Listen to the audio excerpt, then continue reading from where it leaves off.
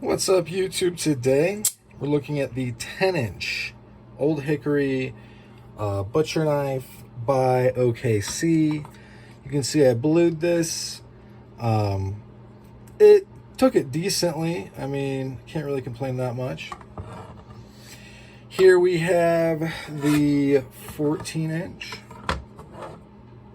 that barely fits on the screen. Then we have the 10. Then we have the 7. These are all 1095 carbon steel. And then we have the Hoplite, which is like these are the kitchen, and then the ones that don't have the waffle pattern are like the outdoor versions of them. Or at least that's how I think that's what the differences are.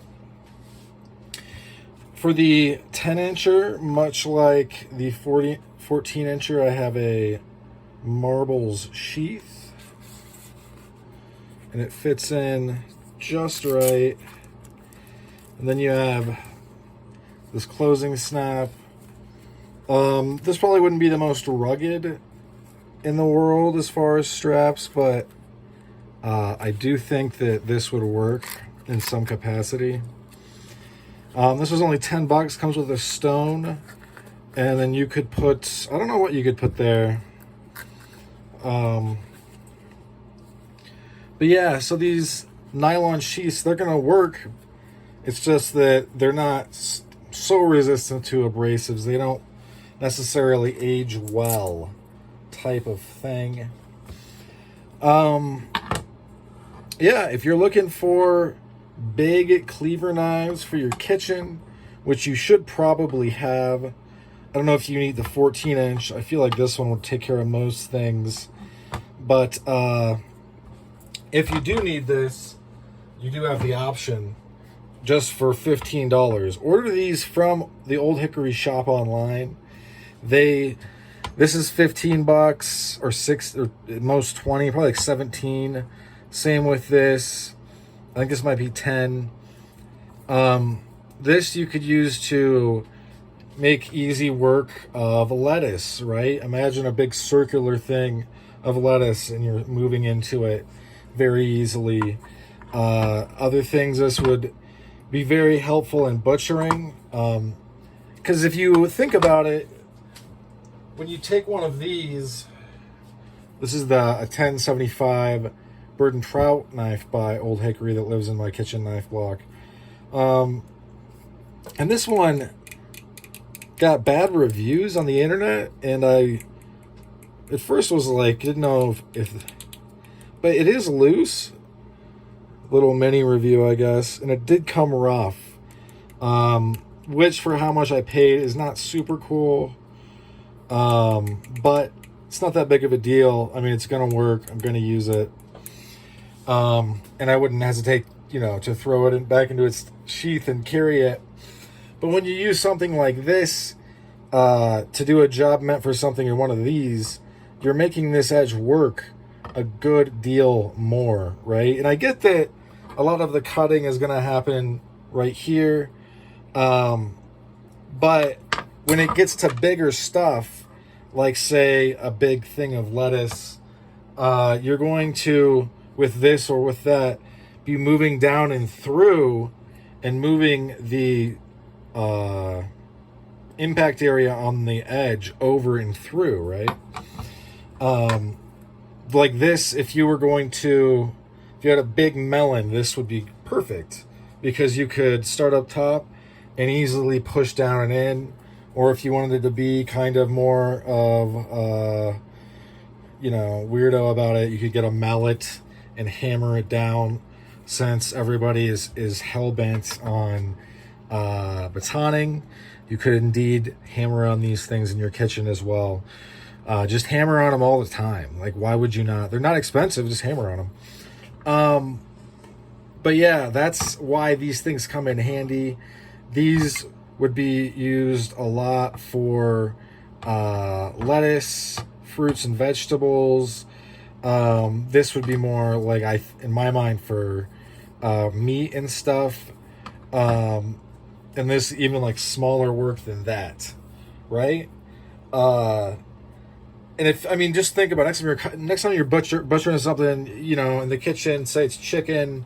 For me, it's chicken a lot. I love chicken, and beer. But you know, you think about it, like using much less blade area for a big thing doesn't necessarily make sense. Also, I first noted this thing was kind of a little loose, which is fine. I mean, that's kind of the pitfall of this kind of construction.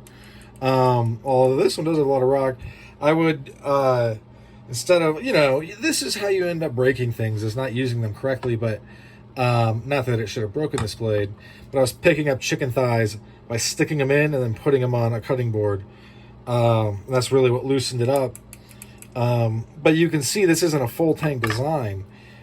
These handles do flex, just not as much as this guy, because it's full tang, right? So it's more like a shifting. And that, you know, that goes to show like that there's reasons why these knives are inexpensive. The handles are not glued on. These are Hickory handles, but not gluing them on leaves them free to shift. But you can also pull these off or smash these off. Whoops-a-daisy. And suddenly you can do it yourself, or you can put on new, you know, new handles.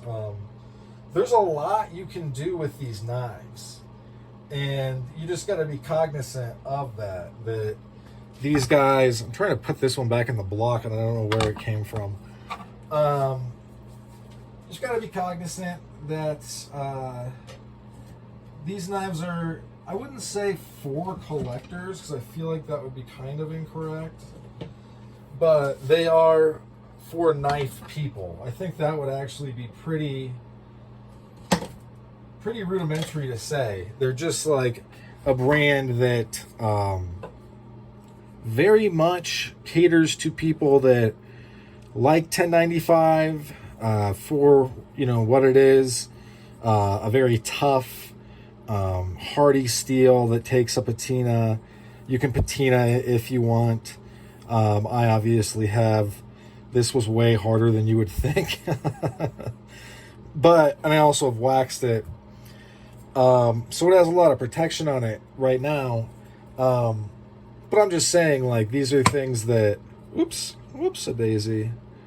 That's why you have the knife block, or not the knife block, but this thing out. And also, something also to think about is that this thing is so big, you're gonna have to use a one of these guys, right? Because this is a 12-inch sharpening steel, honing steel, I should say, and it should be a 16-inch because this thing is so long. But you can make do, but if you're using sticks, like on a Lanxey sharpener, you can also do one of these guys where you would put it up. Here, let me see if I can make this cool for the camera. You would put it up like this, right here actually. Put it right below the guard. Give it like a credit card pack of, not a credit card, a pack of matches of angle. And then you could do it this way. That seems to be working. This is the first time I've done that. And if you really wanted to hone it up,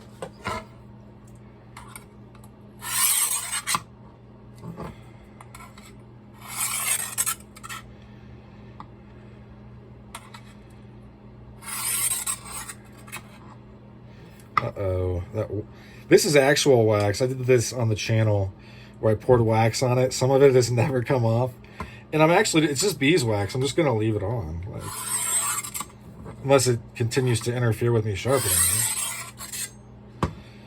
But there you can see, like, this is going to take a second, and it actually might end up being kind of segmented in how I sharpen it, because this is flat against it.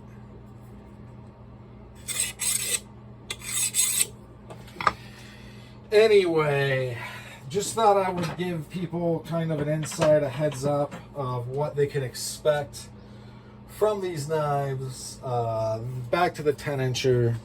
10 inches is a lot easier to handle with the honing steel. As you can see, this is the correct length of honing steel to use for it because it's 12 inches. And they say that everything you sharpen or hone should be, the honing steel should be 2 inches more than. And then you can't really do much like this. So yeah, these things are the Old Hickory brand that I recently kind of did a tour of on my channel. Are they worth it? I would say almost that there's no way that they're not worth it. Just because they are just so ubiquitous to what knife people kind of look for, weirdly. You know, like steel that's worthwhile, it's easy to sharpen, and you can do cool stuff with it. It kind of lends itself to the hobby a little bit. And this, as you can see, like, this is going to be the way that you have to sharpen these bigger blades, because, you know, I get everybody likes the KME for smaller blades, but it's just not going to work for anything that's this size. And it's not that hard to freehand, but you are going to have to just go slow at first to get used to it. I mean, that's you can see that just shaved. It was probably pretty sharp before, but as far as hair shaving sharp, probably not. I've been really, really surprised how well the sharpening rods and honing steels work. Anyway, that's all she wrote for this one. Thanks for sticking with me to the end, and I hope you have a great rest of your day. Bye now.